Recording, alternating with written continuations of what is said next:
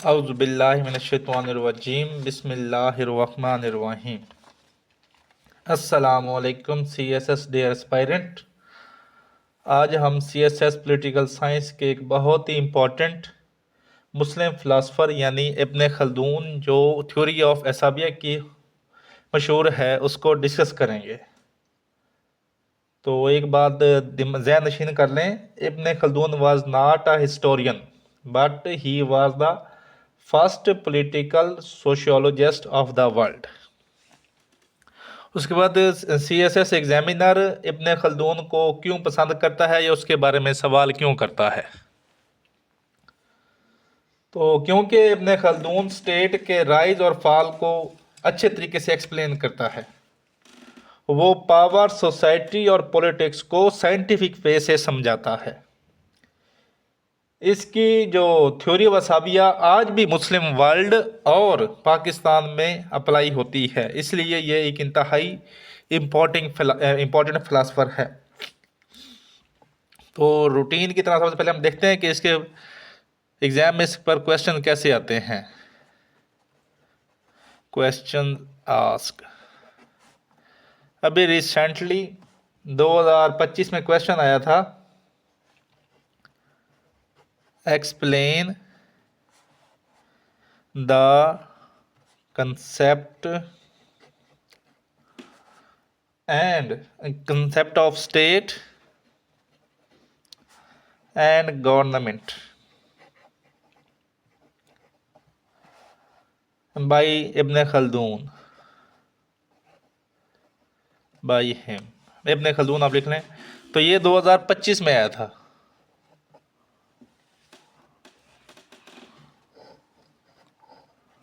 तो उसके बाद दूसरा क्वेश्चन है जो 2021 में आया था, इब्न Khaldun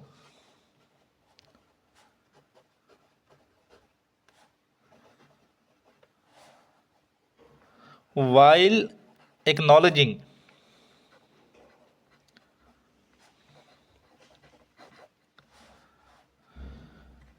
the external factors emphasizes यानी जोर देता है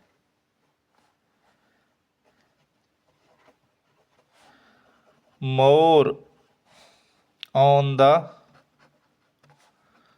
internal systematic factors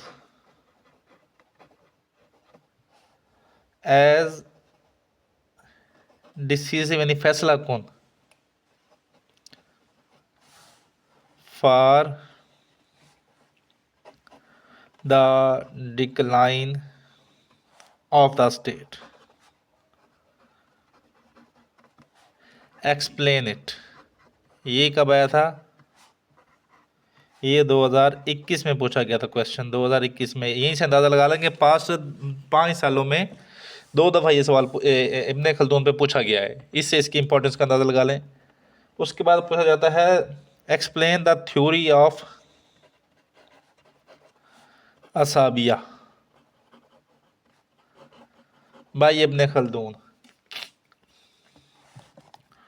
उसके बाद वो पूछता है कि राइज एंड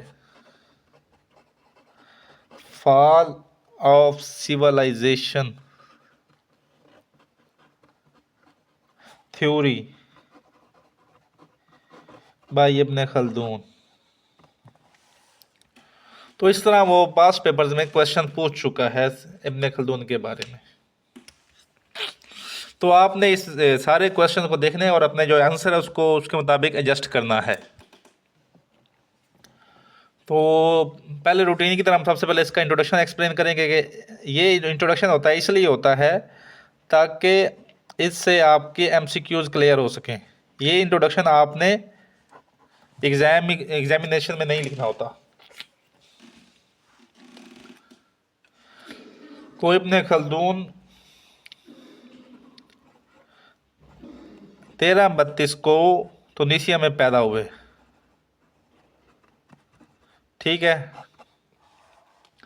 उसके बाद उन्होंने हिस्ट्री को स्टडी किया, स्टडीड हिस्ट्री, ने हिस्ट्री को स्टडी किया, हिस्ट्री को स्टडी किया।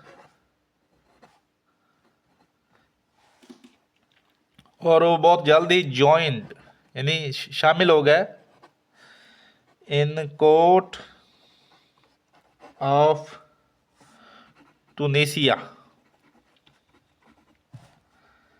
As historian. उसके बाद वो काजी भी रहे यानी जज भी रहे टूनिसिया में। और उसके बाद उन्होंने जो अपने आखिरी साल हैं वो काजी के तौर पर इजिप्ट यानी मिस्र में गुजारे, काजी इन इजिप्ट लास्ट ईयर्स। और ये कब इनकी वफ़ात हुई? ये 1406 को इनकी वफ़ात हुई। ये तो हो गया इनका इंट्रोडक्शन। उसके बाद इसकी मशहूर बुक आप हमें बताएंगे कि जो हमने अल-मावर्दी पढ़ा उसकी मशहूर बुक कौन सी थी, वो हमें कमेंट सेक्शन में बताएंगे। तो इसकी जो मशहूर बुक है उसका नाम है मुकद्दिमा। मुकद्दिमा।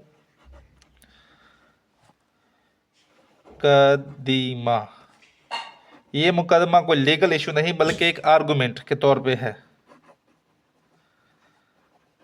आप ये ना समझना कि ये एक हिस्टोरी बुक होगी, हिस्ट्री के बारे में नहीं है, बल्कि ये एक्सप्लेन करती है science of society, science of society को ये एक्सप्लेन करती है। उसके बाद इसमें जो उसकी मशहूर कोटेशन है, कोटेशन से आपके नंबर बढ़ते हैं। तो इसने जो मशहूर कोटेशन उसने लिखी है किताब में वो है, history should be judged by reason and social law।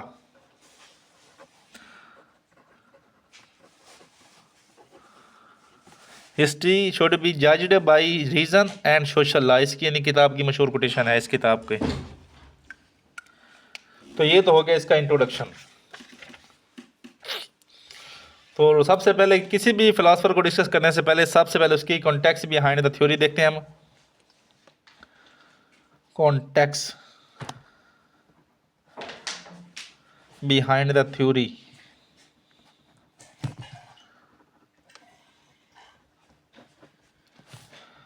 तो सबसे पहले कॉन्टेक्स्ट बताएंगे हम। इब्ने खल्दून के दौर में जो मुस्लिम स्टेट्स थी वो डिसअरे थी, डिवाइडेड थी और डिसअरे थी। मुस्लिम स्टेट्स वर डिसअरे, नहीं उनके एक दूसरे के साथ ताल्लुकात अच्छे नहीं थे और प्लस डिवाइडेड थी, जिसकी वजह से जो क्या कहते हैं खिलाफत, मुस्लिम खिलाफत कमज़ोर थी, कैलिफत यानी खिलाफत कमज़ोर थी, यानी इसको डिक्लाइन पे थी। उसके बाद उसमें मुसलमानों में पॉलिटिकल इंस्टेबिलिटी थी। मुस्लिम स्टेट्स में क्या थी? पॉलिटिकल इंस्टेबिलिटी थी। इसकी वजह क्या थी कि डिफरेंट ट्राइब्स और प्लस ग्रुप्स में ना क्लैशेस चलते रहते थे और उनकी कॉन्स्टेंट राइवलरी थी और कन्फ्लिक्ट्स चलते रहते थे, जिसकी वजह से बहुत सी गवर्नमेंट यानी एम्पायर जो उनकी जो सिविलाइजेशन थी, एम्पायर्स थी, वो कोलैप्स हो रही थी। एम्पायर्स वर कोलैप्सिंग। प्लस किंग्स जो थे वो यानी जो बादशाह वो चेंज हो रहे थे।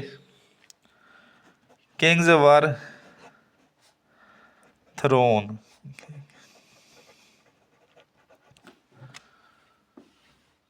उसके बाद उसने देखा कि जो इसकी वजूहात उसने नोट की वो था कि रूलर जो थे वो करप्ट थे। रूलर्स क्या थे? Corrupt plus living luxurious life, luxurious life. और जो आम आवाम थी यानी पब्लिक थी, उनकी जो थी वो पैथेटिक लाइफ थी उनकी, प्लस वो उनकी पोवर कंडीशंस थी। तो इसके लिए उसने पूरे अरब का यानी पूरे रीजन का सफ़र किया। आखिर इब्न खल्दून ने कहा कि रियासतों का राइज कैसे होता है और फिर उसका फाल क्यों हो जाता है। तो उसने जब ये सब स्टडी किया तो उसके बाद उसने अपनी दी theory of asabiyyah, theory of असाबिया।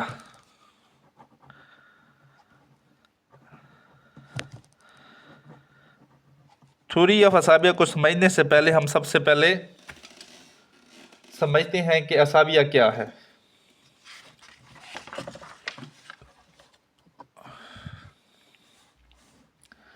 असाबिया समझ लें कि ये अरबिक वर्ड है,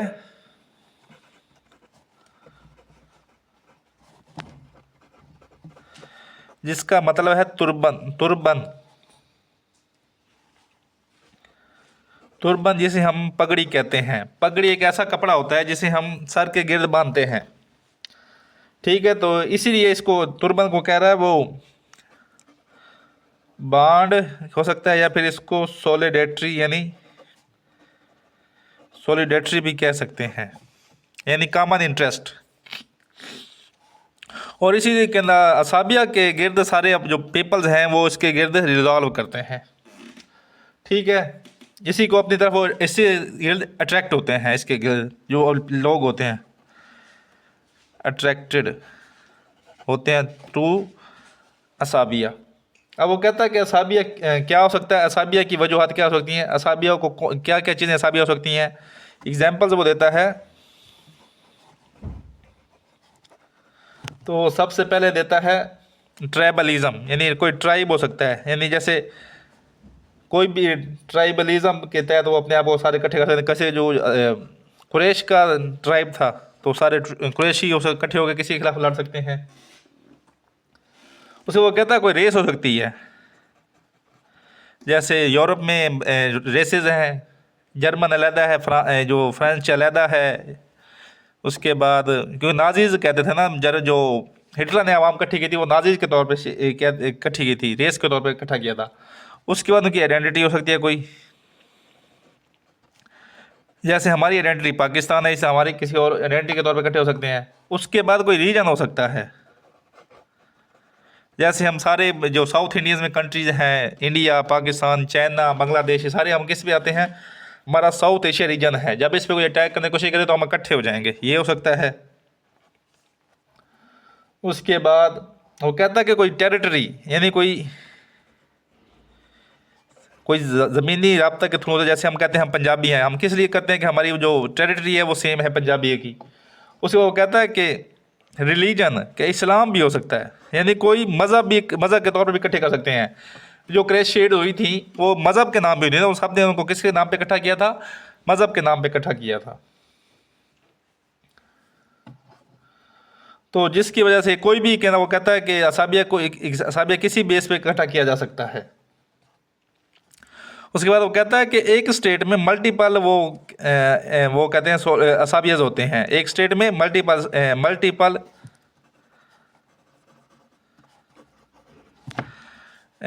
बॉन्ड्स यानी असाबियाज काम कर रही होती हैं,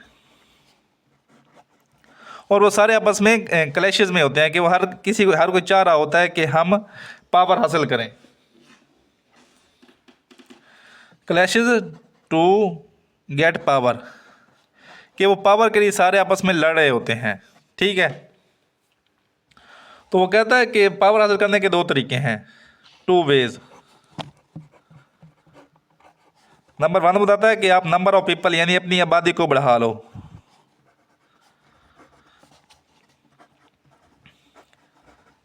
या वो दूसरा वेज बताता है कि आप अपना जो बॉन्ड है यानी सॉलिडिटी असाबिया है उसको इतना मजबूत कर लो कि लोग किसी के खिलाफ लड़ने के तैयार हैं। इसराइल है, वो अपनी वो जो जिस्म के तहत है, अपने आप को इतना मजबूत किया हुआ है कि उस पर अटैक नहीं करता। वो कहता है कि जो पावर हासिल है, वो कहता है कि पावर ऑफ द स्टेट है, हासिल करने के लिए वो कहता है या फिर नंबर ऑफ पीपल्स को बढ़ा लो। ये डायरेक्टली प्रोपोर्शनल किसके है? इन दोनों में से अगर किसी के नंबर ऑफ पीपल ज़्यादा हैं तो वो भी ज़्यादा स्ट्रॉन्ग हो सकते हैं, या जिसकी असाबियाँ मजबूत ज़्यादा है तो वो भी ज़्यादा मजबूत होते हैं। ये किसके बराबर होता है? Power of the group. Power of the group यानी इसका पावर डायरेक्टली प्रोपोर्शनल होगी। जितनी ज़्यादा ये नंबर ऑफ पीपल्स होंगे और असाबियाँ मजबूत होगी, उस ग्रुप की उतनी ज़्यादा पावर होगी। ठीक हो गया, ये तो हो गया, उसने असाबिया को एक्सप्लेन कर दिया कि स्टेट में कितनी असाबियत होती हैं, ये सारा कुछ एक्सप्लेन हो गया। अब वो डिस्कस करता है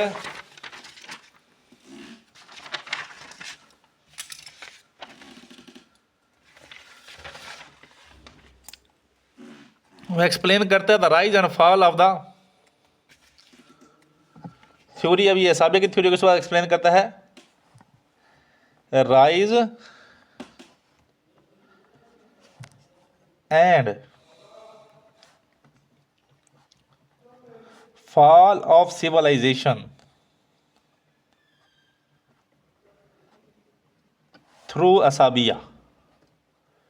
यानी वो असाबिया के लेंस के थ्रू एक्सप्लेन करता है कि किसी सिविलाइजेशन कैसे राइज और फॉल होता है।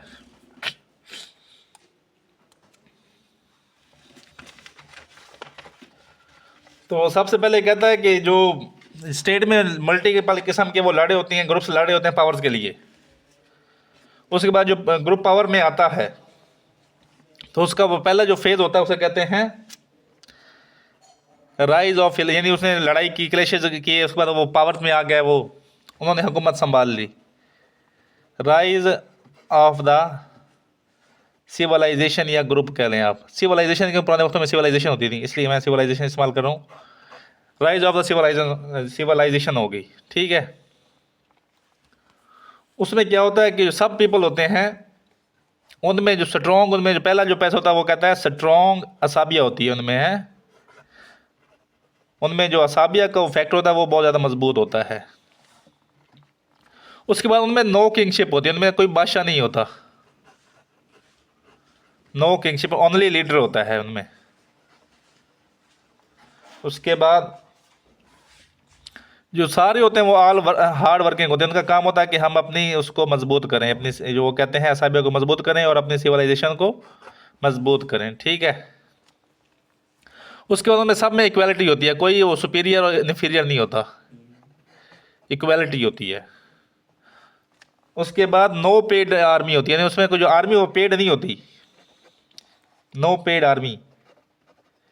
तमाम जो बंदे होते हैं वो समझ वो बगैर पैसों के लड़े होते हैं। उसके बाद जो ब्यूरोक्रेसी, यानी जो सीनियर पर्सन होते हैं उस ग्रुप के, यानी सिविल उस ग्रुप के, वो मिनिस्टर का काम कर रहे होते हैं, जो सीनियर्स होते हैं, यानी ब्यूरोक्रेसी का काम कर रहे होते हैं वो। तो इसमें सबसे पहले क्या है कि स्ट्रॉन्ग असाबिया होती है, इसलिए वो आपस में इकट्ठे होते हैं, उनका राइज ऑफ सिविलाइजेशन हो रहा है, होता है।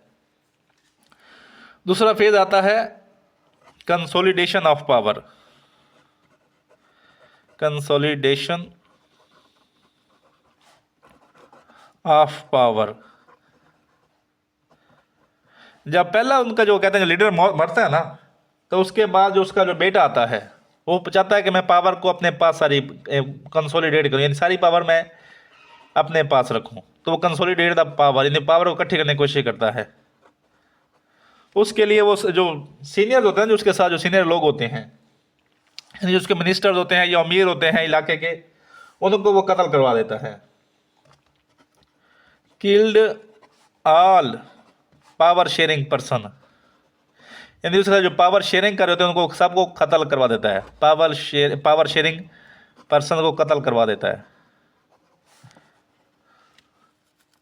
उसके बाद क्या करता है, वो ले आता है अपनी पेड, वो क्या कहते हैं, वो पेड ले आता है, पेड ब्यूरोक्रेसी लेके आता है, यानी जो मिनिस्टर्स है वो उनका काम तो ख़त्म कर दिया उसने।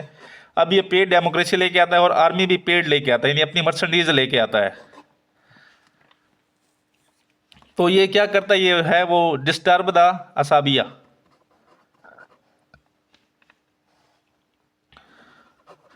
डिस्टर्ब असाबिया को यानी वो डिस्टर्ब करता है कि उनके जो लोगों के दरमियान थी वो उसको डिस्टर्ब करते हैं, यानी कमज़ोर ना शुरू हो जाती है। उसके बाद नंबर तीसरा जो फेज़ आता है वो है रूलर ऑफ क्रिएटिव्स। जो बंदा मैनिपुलेट करता है ना पावर, वो क्रिएटिव होता है। क्रिएटिव यानी तो वो डेवलपमेंट के प्रोजेक्ट शुरू करता है। वो आवाम से टैक्स कलेक्ट कर, यानी जो आवाम उसमें रह रही होती है उससे टैक्स कलेक्ट करता है। कलेक्शन ऑफ टैक्स इकट्ठा करता है, जैसे इस्लाम में है कि वो ज़कात, जिजिया, उशर वगैरह का टैक्स इकट्ठा करता है, ठीक है। उसके बाद जो वो टैक्स होता है उसमें वो फंड को, जो माल होता है उसको डेवलपमेंट प्रोजेक्ट में इस्तेमाल करता है। फॉर एग्जांपल डेवलपमेंट जो कौन से प्रोजेक्ट होते हैं, डेवलपमेंट प्रोजेक्ट में पैसे को इस्तेमाल करता है, जैसे रोड हो गया, रेलवेज, यानी वो सिस्टम को इम्प्रूव करने की कोशिश करता है। तो उस वक्त जो उसकी होती है ना सिविलाइजेशन की, वो पीक होती है, पीक ऑफ सिविलाइजेशन, यानी वो सिविलाइजेशन की पीक होती है उस टाइम। उसके बाद वो कहता है कि बिगेस्ट मार्केट है, क्योंकि उस पास ना वो पैसा आ जा रहा होता है, तो जिसकी वजह से जो उसकी जो सिविलाइजेशन का जो एरिया होता है वो बिगेस्ट मार्केट बनी होती है, वो biggest market of the region. वो कहता है कि एक स्टार्ट अ रोड, कि अगर ये रोड बनाने के लिए भी एक स्टार्ट ए रोड, तो उसमें 27 इंडस्ट्रीज काम करती हैं। जब वो रोड बनवाएगा तो उसके लिए 27 इंडस्ट्रीज जब काम करेंगी, तो वो इंडस्ट्रीज से भी टैक्स लेगा, प्लस जो रोड कनेक्टर से भी टैक्स लेगा, और रोड से भी टैक्स कलेक्ट करेगा, प्रोजेक्ट से भी वो अर्निंग करेगा। तो इस तरह वो सिविलाइजेशन की पीक होती है। और जो उसके बाद जो किंग्स की लाइफ हो जाती है वो लग्जोरियस लाइफ हो जाती है किंग की, लग्जोरियस लाइफ ऑफ किंग, यानी जो उसका बेटा होता है, due to a lot of taxes. उसके बाद आता है तीसरा फेज, चौथा फेज। चौथे फेज में क्या होता है कि जो किंग आता है उसका जो पीछे बेटा आता है, यानी किंग के उसका जो किंग का जो बेटा आता है वो कहता है कि हम रिमेन सेम, यानी जैसे वो लाइफ एंजॉय कर रहे हैं luxurious life without hard work, कि वो चाहते हैं कि हम ऐसे रहें विदाउट हार्ड वर्क, मेहनत ना करें, हमें जंगें ना लड़नी पड़े, अपनी वो क्या साबिया को कमज़ोर मजबूत ना करना पड़े, विदाउट हार्ड वर्क अब ऐसा रहें। तो ऐसा तो मुमकिन नहीं रहता जब वो ऐसा काम ही नहीं करते, यानी वो प्रोजेक्ट कोई नया कोई शुरू नहीं करते, नो डेवलपमेंट प्रोजेक्ट।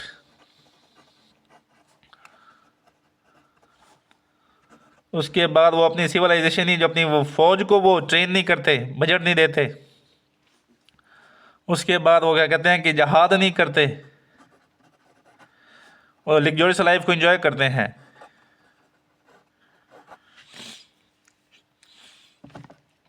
तो इसका यहाँ से इनका वो कहते हैं डाउनफॉल शुरू हो जाता है।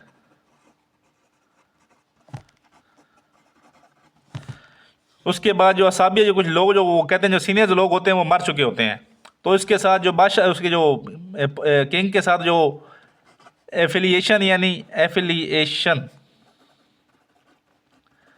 यानी असाबिया बिल्कुल कमज़ोर हो चुकी होती है, और अवाम भी उससे तंग होती है, क्योंकि अवाम टैक्स ज़्यादा दे रही होती है। अवाम उसके साथ दिल लगी, उसके साथ कुछ ना कुछ, यदि जो दादे परदादे जाग रहे होते हैं उनके साथ कुछ ना कुछ लिंक होता है।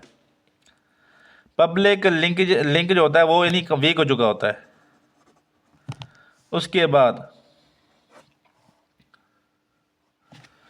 आखिरी जो फेज है वो कहते हैं उसको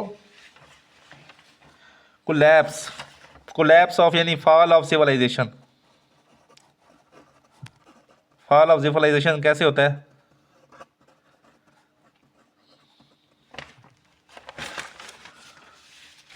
कि किंग को चाहिए होता है कि वो अवाम पर ज़्यादा टैक्स लगाता है। जो टैक्स होता है वो टैक्स लो होता है, और बादशाह की जो लाइफ होती है, लग्जोरियस लाइफ है, वो खर्चे पूरे करने के लिए कम होते हैं, लग्जोरियस लाइफ होती है। प्लस पेड ब्यूरोक्रेसी होती है, प्लस आर्मी, यानी मर्सनडीज जो उसने रखे होते हैं वो उसके लिए होता है। तो इसके लिए वो क्या करता है कि मोर टैक्सेस, यानी मोर taxes on Awam for fulfilling above taxes, जिसकी वजह से जो उनमें असाबिया होती है वो ख़त्म हो चुकी होती है। उनका जो बॉन्ड होता है वो कमज़ोर हो चुका होता है। कहते हैं कि ये किया कि हम,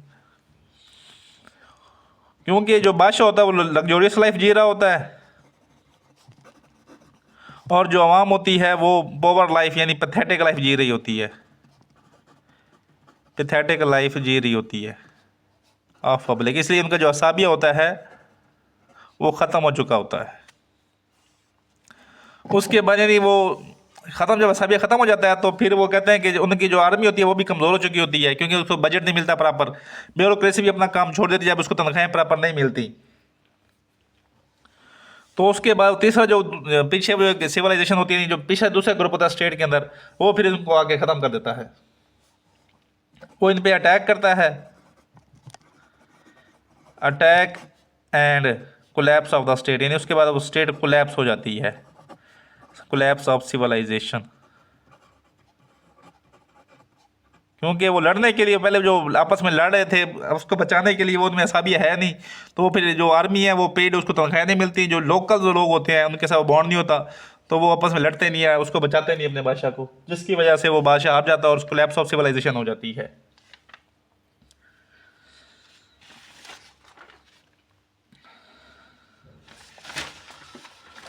तो इस तरह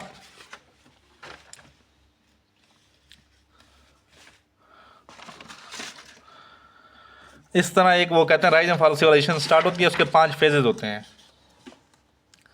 उसके बाद वो जो वो कहता है जिस तरह एक इंसान की ज़िंदगी होती है ना, क्या कहता है वो खल्दून कहता है कि सिविलाइजेशन की भी एक ज़िंदगी होती है।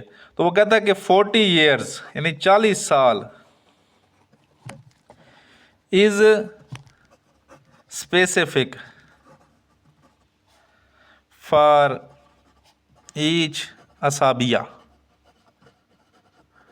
यानी 40 साल एक असाबिया के लिए काफ़ी होते हैं कि वो उसको राइज भी होगा, उसमें फॉल भी होगा। तो उसमें स्टेज बताता है कि पहले वो स्ट्रगल करते हैं, उसके बाद वो इंजॉय करते हैं जब वो लग्जोरियस लाइफ पे आ जाते हैं, और एंड पे आके वो फॉल ऑफ हो जाता है। तो ये हो गया उसके, क्या कहते हैं कि पूरी आपका rise and fall of civilisation होगी आपकी।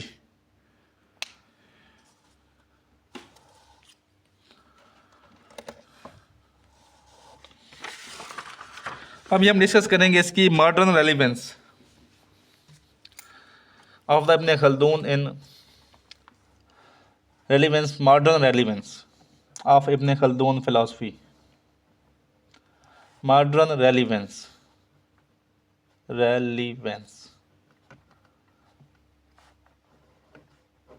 सबसे पहले वो कहता है कि ये पॉलिटिकल इकोनॉमी को बनाता है। जो पॉलिटिकल इकोनॉमी का सबसे पहले कंसेप्ट दिया था, पॉलिटिकल इकोनॉमी के political economy there is a clear link between politics and economy. ये पहला था, पायोनियर था जिसने इसको एक्सप्लेन किया था।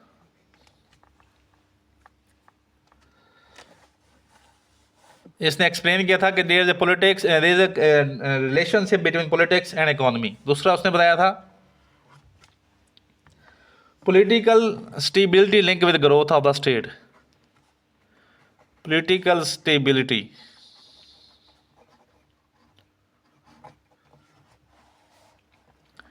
लिंक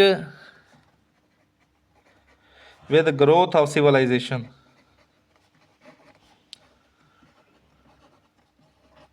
उसने कहा जब तक पॉलिटिकल स्टेबिलिटी होगी तो उसमें वो ग्रो करेगा। इसको वो कहता है कि जब हमारे पाकिस्तान में हालात देखना, जब स्टेबिलिटी होती है तो हमारा मुल्क तरक्की कर रहा होता है।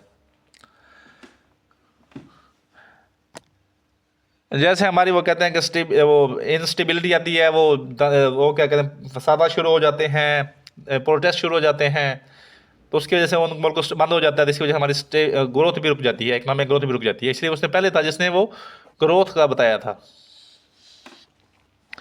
उसके बाद तीसरा पॉइंट वो बताता है, वो डिनाइल करता है आजकल जो कहते हैं टॉप बॉटम ऑफ, वो डिनाइल करता है, denial of top bottom approach. वो कहता है कि आपको ना टॉप वाले लोगों के साथ लिंक नहीं करना, बल्कि आपने पब्लिक के साथ, यानी अपनी जो पब्लिक है उसके साथ आपने सॉलिडेटरी पब्लिक के साथ आपने बॉन्ड बना के रखना है, असाबिया बना के रखनी है, तो आप स्टेबल रहेंगे। अगर आप इसको सिर्फ टॉप पे ही नहीं फोकस करते रहेंगे तो फिर नीचे से वो लोग आपके साथ आपको हिफाजत नहीं करेंगे, आपके साथ दिल लगी नहीं, आपके साथ आपकी इज्जत नहीं करेंगे, आपको बचाएंगे नहीं। तो इसलिए उसने कहा था कि अगर आपका बॉन्ड पब्लिक के साथ ठीक होगा तो फिर आप तरक्की करेंगे। तो इसने माइक्रो स्टेट यानी छोटे लेवल पे स्टेट दिया था, माइक्रो स्टेट थ्योरी दी थी। और उसने जो अपनी थ्योरी दी थी वो थी bottom to top, bottom to top theory दी थी इसने, अप्रोच थ्योरी दी थी कि आपको नीचे से फिर ऊपर की तरफ जाना चाहिए।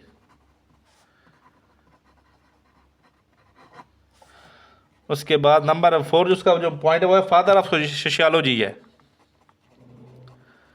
इब्न खलदून फादर ऑफ सोशियोलॉजी है,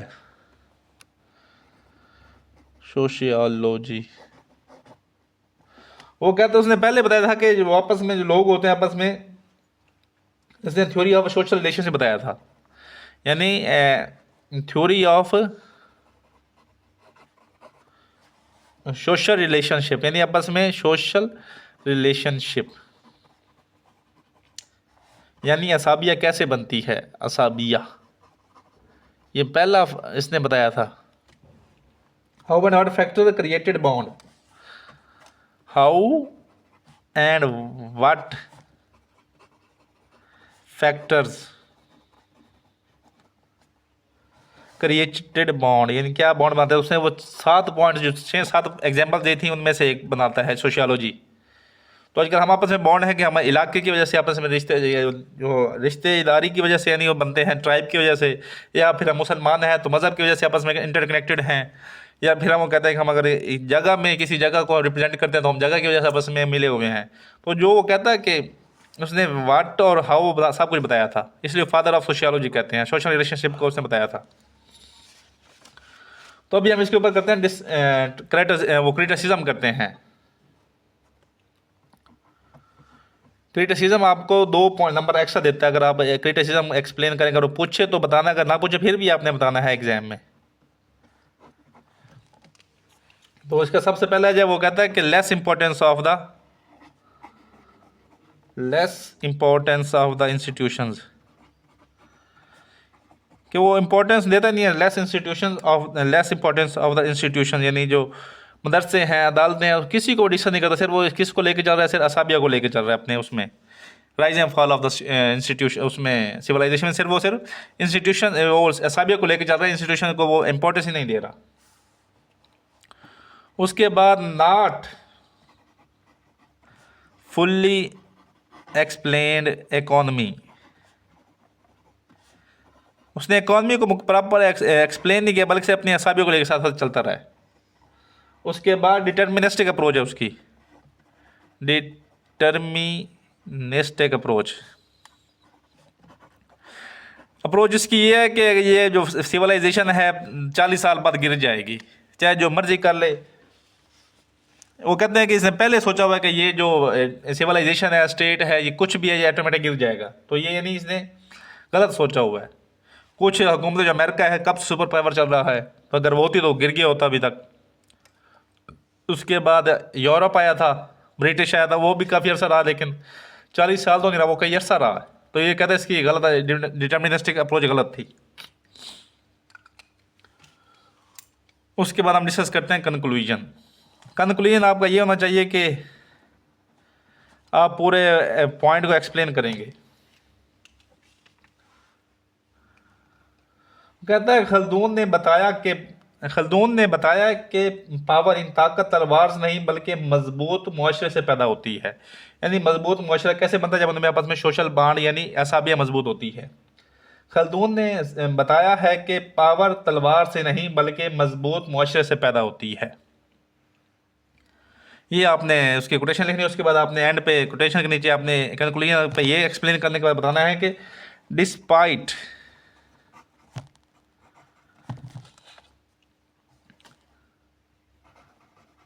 सर्टेन लिमिटेशन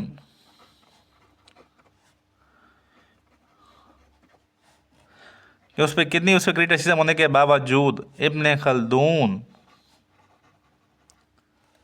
रिमेन्स रहता है the most original Muslim political thinker.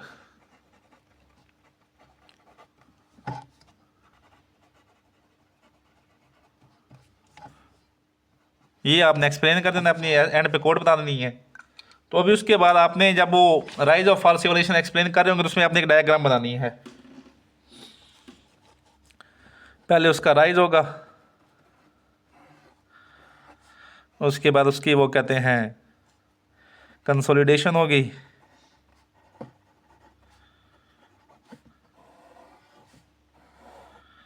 उसके बाद उसकी क्या कहते हैं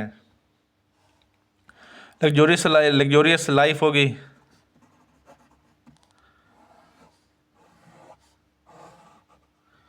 उसके बाद वो कहते हैं कि डिक्लाइन शुरू होगा उसका,